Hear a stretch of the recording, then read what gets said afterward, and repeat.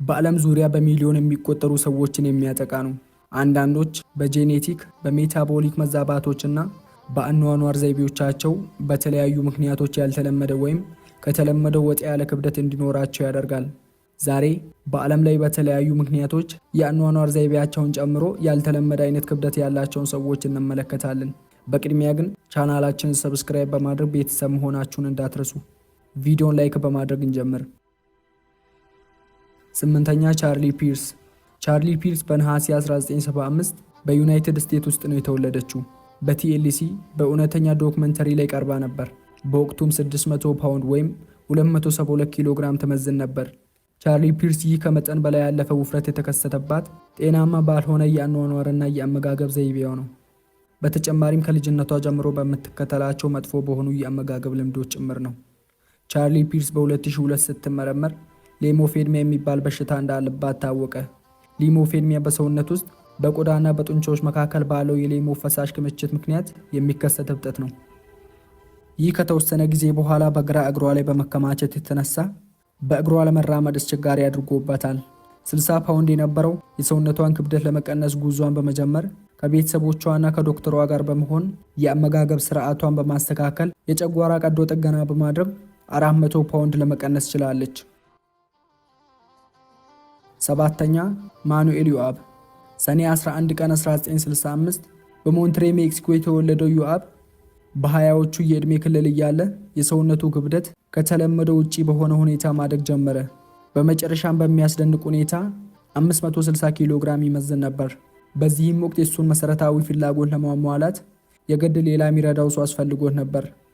የእርሱም በውፍረት ምክንያት የመጣበትን ችግሮች በተለያዩ ቴሌቪዥኖች ላይ እንዲቀርብ አስችሎታል።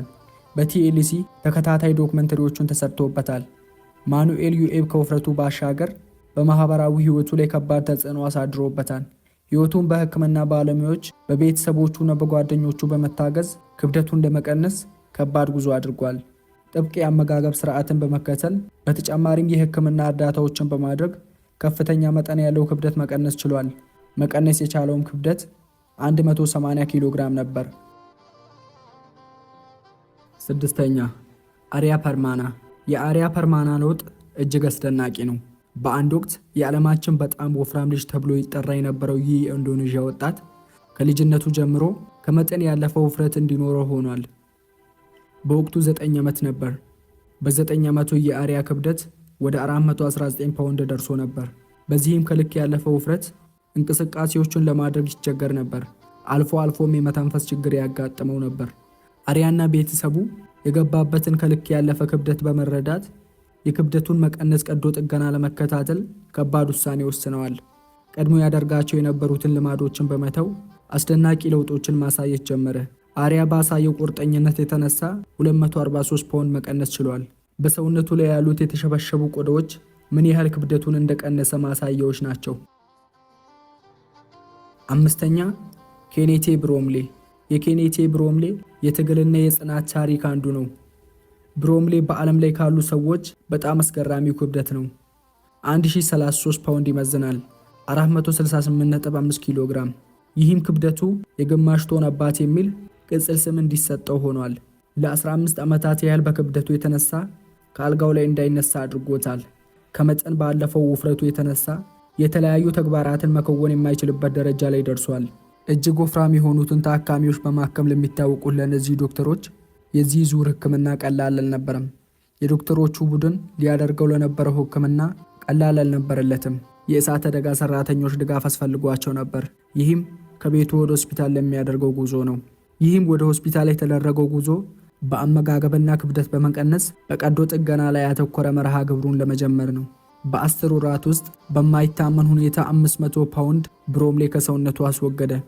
ብሮምሌ ይህንን ውሳኔ በመወሰኑ ለጤንነት ያለውን ቁርጠኝነት ያሳየ ነው ተብሎለታል። ይህም ትልቅ ለውጥ አካላዊ ጤንነቱ ከመሻሻል ባለፈ መንቀሳቀስ የሚያስችለውን አቅም መልሶ እንዲያገኝ አድርጎታል። 4ኛ ጆዋን ፔድሮ ፍራንኮ። ይህ የሜክሲኮ ወጣት የዓለም አቀፍን ሚዲያዎች ትኩረት ሊስብ ችሏል። በ1985 የተወለደ ጆዋን ፔድሮ ፍራንኮ 1300 ፓውንድ ከፍተኛ ክብደት ላይ የደረሰ ሰው አድርጎታል። በተጨማሪም የሚከተላቸው በነበረው የአኗኗር ዘይቤዎች የተነሳ የስኳር በሽታና በተለያዩ የጤንነት እክሎችን ምክንያት ሁኔታው በጣም ከባድ በመሆኑ የተነሳ ለበርካታ ዓመታት የአልጋ ቁራኛ ሆኖ ነበር። የፍራንኮ ችግር እጅግ የተወሳሰበ እንደሆነ ነው የሚነገረው። በ2017 ክብደቱን ለመቀነስ የሚያስችሉ እንቅስቃሴዎቹን ጀመረ። በ2019 ሜክሲኮ ልዩ የክብደት መቀነስ ክልል ውስጥ ከገባ በኋላ ሕይወቱን የሚቀይር ጉዞ ጀመረ። ባደረገውም ሕክምና ወደ 727 ፓውንድ በላይ መቀነስ ችሏል። ሶስተኛ ሾን ሚልከን። ሾን ሚልከን በክብደቱ የተነሳ የብዙ ሰዎችን ትኩረት የሳበ ሰው ነበር። በመጀመሪያ ወደ ህዝብ እይታ የመጣው በቲኤልሲ እውነተኛ ተከታታይ ፕሮግራም ላይ በመቅረብ ነበር። 600 ፓውንድ ይመዝን ነበር። ይህም ክብደቱ ለመንቀሳቀስ እጅግ አስቸጋሪ ስለነበር እንዲንቀሳቀስ የምትረዳው እናቱ ነበረች። ነገር ግን ከጥቂት ጊዜ በኋላ እናቱን በሞት ማጣቱ ክብደቱ ወደ 900 ፓውንድ እንዲጨምር ሆኗል። ሕክምና የሚያስፈልገው ሆኖ ሳለ ነገር ግን የቅርቡን ሰው እናቱን በማጣቱ ከልክ ባለፈ ክብደቱ ከማህበረሰቡ በመገለል በስነ ልቦናዊ ቀውስ ውስጥ በመግባት ተስፋ መቁረጥ ጀመረ። ክብደቱን ለመቀነስ የዶክተሮችን ጥብቅ ስርዓት ይከተል ገባ። ነገር ግን በአሳዛኝ ሁኔታ የሾን ታሪክ በ2019 በ29 ዓመቱ ከዚህ ዓለም በሞት ተለይቷል። ሕይወቱ እንዲያልፍ ምክንያት የነበረውም በሰውነቱ ላይ በተፈጠረ ኢንፌክሽን ነበር። ሁለተኛ አሞን አህመድ።